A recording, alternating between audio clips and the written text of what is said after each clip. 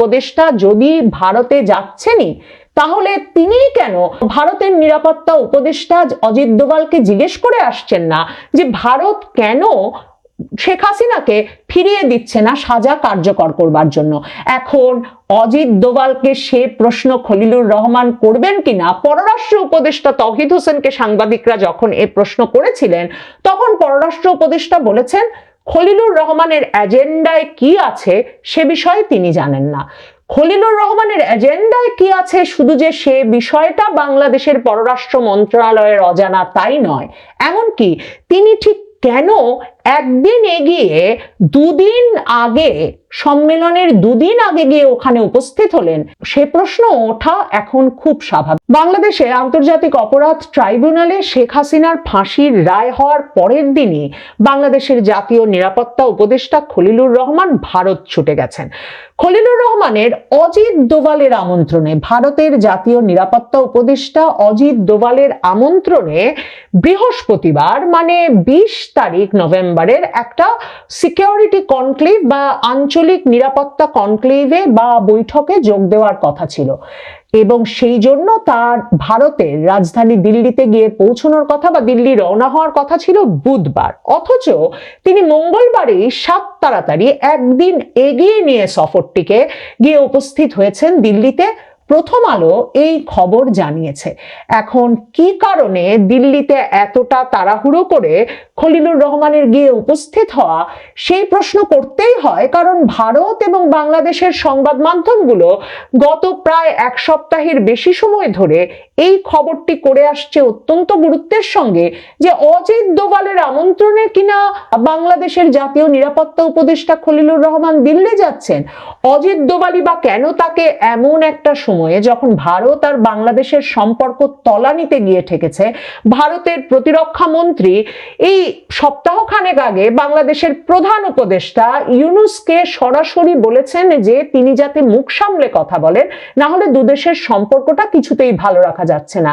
এহেন পরিস্থিতিতে জাতীয় নিরাপত্তা উপদেষ্টা খলিলুর রহমানকে অজিত দোভাল কেন আমন্ত্রণ জানালেন, সেটা নিয়ে নানা রকম বিশ্লেষণ এবং বিস্ময় এমনকি ভারতীয় সংবাদ মাধ্যম প্রকাশ করছে। কারণ ভারতীয় সংবাদ মাধ্যমগুলো এটাও লিখছে যে ভারত সরকারের তরফে যেমন অজিত দোভাল আমন্ত্রণ জানিয়েছেন খলিলুর রহমানকে, এমন কোনো কথা আনুষ্ঠানিকভাবে জানানো হয়নি, তেমনি জানানো হয়নি যে সিকিউরিটি কনক্লেভটা বা আঞ্চলিক যে নিরাপত্তা জোটের বৈঠকে যোগ দিতে খলিলুর রহমান দিল্লি যাচ্ছেন সেই বৈঠকটির বিষয়েও। কিন্তু ভারতীয় সংবাদ মাধ্যমের বিস্ময় হচ্ছে যে কিভাবে এবং কেন খলিলুর রহমান এই সময়ে দিল্লি যাচ্ছেন। আর এখন বিস্ময় তুঙ্গে গিয়ে ঠেকেছে যখন শেখ হাসিনার রায় হওয়ার পরের দিনই সফরকে একদিন এগিয়ে এনে খলিলুর রহমান বৈঠকের দুদিন আগে দিল্লি শহরে গিয়ে উপস্থিত হলেন। অজিত দোভাল এবং খলিলুর রহমানের এই কনক্লেভের বৈঠকের বা এই নিরাপত্তা জোটের বৈঠকের বাইরে একটা দ্বিপাক্ষিক বা দুজনের একটা একান্ত বৈঠক হতে পারে কিনা তা নিয়ে বাংলাদেশ এবং ভারতের সংবাদ মাধ্যমে একটা জোর আলাপ চলছে। তার কারণ হচ্ছে, মনে রাখতে হবে, এই অজিত দোভালের সমপর্যায়ে উঠে আসবার জন্যই কিন্তু খলিলুর রহমানকে এপ্রিল মাসে প্রধানমন্ত্রী মোদী আর প্রধান উপদেষ্টা ইউনূসের বৈঠকের পর জাতীয় নিরাপত্তা উপদেষ্টা বানানো হয়েছিল। ভারত এবং বাংলাদেশের পররাষ্ট্র মন্ত্রণালয়ের শীর্ষ কর্মকর্তাদের নানা সূত্রে সে সময়ই জানা গিয়েছিল যে ডক্টর ইউনূস 2024-এর আগস্টে ক্ষমতায় আসার পর বহু দফায় প্রধানমন্ত্রী মোদীর সঙ্গে একটা দ্বিপাক্ষিক বৈঠকের চেষ্টা করে ব্যর্থ হওয়ার পর বিমস্টেক সম্মেলনের সাইডলাইনে এপ্রিল মাসে যে একটা সৌজন্য সাক্ষাৎ করতে পেরেছিলেন, তার পেছনে প্রধান ভূমিকা রেখেছিলেন, মানে দৌড়াদৌড়িটা এবং ভারতীয় কর্মকর্তাদের এ বিষয়ে কনভিন্স করার বা এতে রাজি করানোর মূল কাজটা করেছিলেন তখন ডক্টর ইউনূসের রোহিঙ্গা বিষয়ক বিশেষ সহকারী হিসেবে দায়িত্বপ্রাপ্ত খলিলুর রহমান। এমন কথাও দুই দেশের পররাষ্ট্র মন্ত্রণালয়ের শীর্ষ কর্মকর্তাদের সূত্রে তখন বেরিয়ে এসেছিল। দুতরফেই হাসাহাসি হচ্ছিল যে মোদী ইউনূস বৈঠকের সময় নিরাপত্তা সংক্রান্ত উদ্বেগ নিয়ে ভারতের জাতীয় নিরাপত্তা উপদেষ্টা অজিত দোভাল এক মন্তব্য করবার পর খলিলুর রহমান মানে পররাষ্ট্র উপদেষ্টা তৌহিদ হোসেনের বদলে খলিলুর রহমান তার উত্তর দিতে গেলে অজিত দোভাল নাকি মিটিং এর মধ্যেই বলে বসেন যে উনি কে, এবং তিনি যখন বলেন তিনি রোহিঙ্গা বিষয়ক বিশেষ সহকারী, আসলে তো তিনি ডক্টর ইউনূসের সকল কাজের কাজী, মানে তাকে ডক্টর ইউনূস যখন যেই অ্যাসাইনমেন্টে যেই মানে যে কোনো রকম সমস্যা মেটাতে তাকে দায়িত্ব দিয়ে দেন, কখনো সেনাবাহিনী সামলানোর দায়িত্ব দেন, কখনো তাকে আমেরিকায় ট্যারিফ কমানোর দায়িত্ব দিয়ে পাঠান, যে আমেরিকা থেকে কি কিনলে কি ধরনের নন ডিসক্লোজার এগ্রিমেন্ট করলে, গোপন চুক্তি করলে আমেরিকা ট্যারিফ কিছুটা কমিয়ে আনবে। আবার তিনি এই খলিলকেই দায়িত্ব দেন ভারতের সঙ্গে, প্রধানমন্ত্রী মোদীর সঙ্গে যদি একটা বৈঠক করা যায়। কিন্তু অজিত দোভাল তখন প্রশ্ন করে বসেন যে এই ব্যক্তিকে, তিনি কেন তার এই প্রশ্নের উত্তর দিচ্ছেন, তার কাউন্টার পার্ট কোথায়। তখন যখন তিনি বলেন আমি রোহিঙ্গা বিষয়ক বিশেষ সহকারী, তখন নাকি অজিত দোভাল বলেন যে তিনি রেলেভেন্ট লোকের কাছ থেকেই এ বিষয়ে উত্তর শুনতে চান। এইরকম একটা অপমানকর পরিস্থিতিতে পড়বার পর খলিলুর রহমানকে মোদি ইউনূস বৈঠক থেকে ফিরেই, মানে ব্যাংকক থেকে ফিরেই ডক্টর মোহাম্মদ ইউনূস জাতীয় নিরাপত্তা উপদেষ্টা হিসেবে ঘোষণা করেন।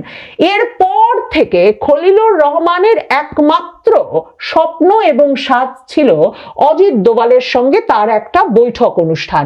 কারণ মনে রাখবেন, শুধুমাত্র যে মোদি ইউনূস বৈঠক তিনি ব্যবস্থা করেছিলেন তাই নয়, ডক্টর ইউনূসের এই সকল কাজের কাজই অত্যন্ত কামেল লোক, অত্যন্ত কার্যকরী একজন ব্যক্তি, এবং তিনি সে সময় বিমস্টেক সম্মেলনে এমনকি নৈশভোজেও ডক্টর ইউনূস আর প্রধানমন্ত্রী মোদী যাতে পাশাপাশি বসতে পারেন সে ব্যবস্থাটা করেছিলেন। বিমস্টেক সম্মেলনের আয়োজকদের সঙ্গে নানা রকম, মানে তাদের নাকি একদম মানে জীবন এক রকমের অতিষ্ঠ করে ফেলে এই ব্যবস্থা করেছিলেন। আর ব্যবস্থা করেছিলেন নৈশভোজে যাতে অজিত দোভালের দুপাশে, এক পাশে ডক্টর ইউনূসের ব্যক্তিগত সহকারী লামিয়া মোর্শেদ, আর আরেক পাশে যাতে ডক্টর ইউনূসের এই সকল কাজের কাজী খলিলুর রহমান বসতে পারেন।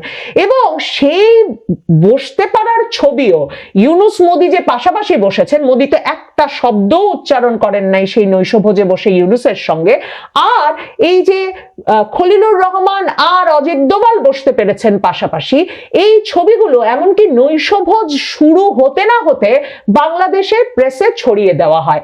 অজিত দোভাল তাতেও খুব বিরক্ত হয়েছিলেন এবং ফিরে এসে খলিলুর রহমান বলে বসেন অজিত দোভাল আর তার মধ্যে নাকি মগ্ন আলাপ হয়েছে, তারা নাকি 1 ঘন্টা ধরে ওই নৈশভোজের অনানুষ্ঠানিক বৈঠকে আলাপেই মগ্ন হয়েছিলেন। এই কথা তিনি নাকি পরে তার আত্মজীবনীতে তুলে ধরবেন। কিন্তু অজিত দোভালের সঙ্গে আর যে সম্পর্কটা কোনোভাবে দানা বাঁধেনি তার প্রমাণ হচ্ছে এরপর মে মাস থেকে ভারত যখন ইচ্ছা মতো বাংলাদেশি সন্দেহে পুশিন শুরু করলো সারা বাংলাদেশের সীমান্ত ধরে, তখন থেকে খলিলুর রহমান বলে যাচ্ছেন ভারতের সাথে চ্যানেল তৈরির চেষ্টা হচ্ছে, চ্যানেল তৈরি করা গেলে তবে তারা ভারতকে জানাতে পারবেন যে ভারত যে পুশিন করছে বাংলাদেশি সন্দেহে যাকে তাকে, সেটা ঠিক হচ্ছে না। তখন থেকেই পরিষ্কার যে এপ্রিলে ওই বৈঠকে ডক্টর ইউনূসের হাসিনার কথা বন্ধ করার মতো বেফাঁস মন্তব্য বেরিয়ে আসবার পর প্রেস সচিবের তরফে, মানে প্রধান উপদেষ্টার প্রেস টিমের তরফে মিথ্যা কথার ফুলঝুরি, এই সব কিছু ভারতের সঙ্গে সম্পর্কটাকে একেবারে নষ্ট করে তলানিতে নিয়ে ঠেকায়। এবং তারপর থেকে তো নিয়মিতভাবে ডক্টর ইউনূসের 7 সিস্টার্স নিয়ে মন্তব্য আছেই, আর আছে তার শেখ হাসিনাকে কেন কথা বন্ধ করাচ্ছে না ভারত, এসব বিষয়ে নানা রকম বক্তব্য। এই উস্কানিমূলক নানা বক্তব্যে ভারত সম্পর্কটা গঠনমূলক রাখা সম্ভব বলে মনে করে না। আর ভারতের সবসময়ের অবস্থান একটাই, সেটা হচ্ছে শুধুমাত্র নির্বাচিত সরকারের সঙ্গে একটা পূর্ণাঙ্গ দ্বিপাক্ষিক সম্পর্ক হতে পারে। সেক্ষেত্রে আপনারা দেখেন যুক্তরাষ্ট্র থেকে শুরু করে পৃথিবীর কোনো গুরুত্বপূর্ণ দেশে গিয়ে, একমাত্র চীন ছাড়া, চীন প্রচুর ব্যবসা পাচ্ছে, একমাত্র চীন ছাড়া এখন পর্যন্ত কোথাও গিয়ে কোনো বৈঠক, উল্লেখযোগ্য দ্বিপাক্ষিক বৈঠকে না আমন্ত্রণ পেয়েছেন প্রধান উপদেষ্টা ইউনূস, না তার রাষ্ট্রীয় সফরের ব্যবস্থা করা গেছে। কাজেই সেজন্য ভারতকে দোষ দেওয়া যায় না। তবে তবে ভারতের এমনকি বুদ্ধিজীবী মহলও, মানে ভারতের সুশীল সমাজের একটা অংশ দীর্ঘ সময় ধরে বলছিল যে বাংলাদেশের যে পরিমাণ পাকিস্তান ঘেঁষা পররাষ্ট্র নীতি চর্চা হচ্ছে, পাকিস্তানের সামরিক বাহিনীর কর্তা ব্যক্তিরা থেকে শুরু করে তাদের সামরিক গোয়েন্দা সংস্থা আইএসআই এর কর্তা ব্যক্তিরা যেভাবে অবাধে বাংলাদেশে নিয়মিতভাবে আসছে, ভারত যে বাংলাদেশের সঙ্গে একেবারেই সম্পর্ক বা আলাপ আলোচনার কোনো পথ খোলা রাখছে না, সেটা বোধহয় ঠিক হচ্ছে না। এবং ভারতের সংবাদ মাধ্যমগুলো লিখছে ভারত সম্ভবত খলিলুর রহমানকে ডেকে পাঠিয়েছে, অজিত দোভাল এক রকমের তলব করেছেন খলিলুর রহমানকে আসলে এই বিষয়গুলো নিয়ে আলাপ করতেই, কারণ ভারতও সুস্পষ্ট ভাষায় বাংলাদেশকে তাদের নিরাপত্তা নিয়ে শঙ্কাগুলো জানিয়ে দিতে চায়। একদিকে যখন বাংলাদেশে ঠাকুরগাঁয়ে লালমনিরহাটে সামরিক বিমান ঘাঁটি তৈরি হচ্ছে, সামরিক ঘাঁটি তৈরি হচ্ছে, যুদ্ধ বিমান রাখার ব্যবস্থা হচ্ছে, চীন থেকে সেই যুদ্ধ বিমান কেনা হচ্ছে, এমন সব উদ্বেগে ভারত ওই সীমানা জুড়ে নতুন নতুন সামরিক ঘাঁটি স্থাপন করছে। ভারত তার ইস্টার্ন কমান্ডকে শক্তিশালী করছে আরো বেশি, কারণ পাকিস্তান বলে রেখেছে যে পূর্ব দিক থেকে এর পরের বার ভারতের অনেক ভেতরে গিয়ে হামলা করবে তারা। এবং পাকিস্তানের সামরিক কর্মকর্তারা যখন এত ঘন ঘন আসা যাওয়া করছেন, সেটা যে একটা সম্ভাবনা যে বাংলাদেশের মাটি ব্যবহার করে ভারতে হামলা চালানোর প্রস্তুতি নিচ্ছে কোনো একটি পক্ষ, তখন জাতীয় নিরাপত্তা উপদেষ্টা ভারতের বাংলাদেশের জাতীয় নিরাপত্তা উপদেষ্টাকে ডেকে সম্ভবত এই বিষয়গুলো নিয়ে তাদের উদ্বেগ এবং এই উদ্বেগের ফলশ্রুতিতে বাংলাদেশের ঝুঁকিগুলো জানাতে চান। এরই মধ্যে মার্কিন যুক্তরাষ্ট্র পরিষ্কার করেছে যে চীনের সঙ্গে বাংলাদেশের যে অতিরিক্ত মাখামাখি, সেই বিষয়টা যে বাংলাদেশের জন্য ঝুঁকিপূর্ণ, সেটা প্রমাণ করা, সেটা বাংলাদেশকে বোঝানোই হবে নতুন মার্কিন রাষ্ট্রদূতের প্রধান কাজ।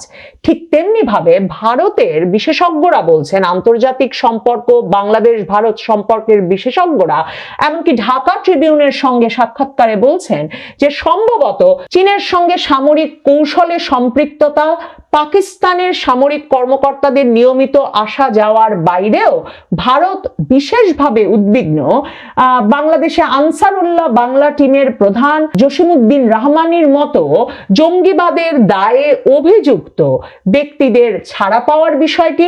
ভারত এমনকি নাকি লুৎফুজ্জামান বাবর, ঢাকা ট্রিবিউন লিখছে, ভারত লুৎফুজ্জামান বাবর বিএনপির সময়কার স্বরাষ্ট্র প্রতিমন্ত্রী, যিনি সরাসরি চট্টগ্রাম বন্দর দিয়ে 10 ট্রাক অস্ত্র চীন থেকে নিয়ে এসে ভারতের বিচ্ছিন্নতাবাদী গোষ্ঠী উলফার সদস্যদেরকে দিয়ে দেওয়ার বিষয়টি একরকমের নেতৃত্ব দিয়েছিলেন, দেখভাল করেছেন বা জড়িত থেকেছিলেন বলে ভারত সরাসরি সন্দেহ করে।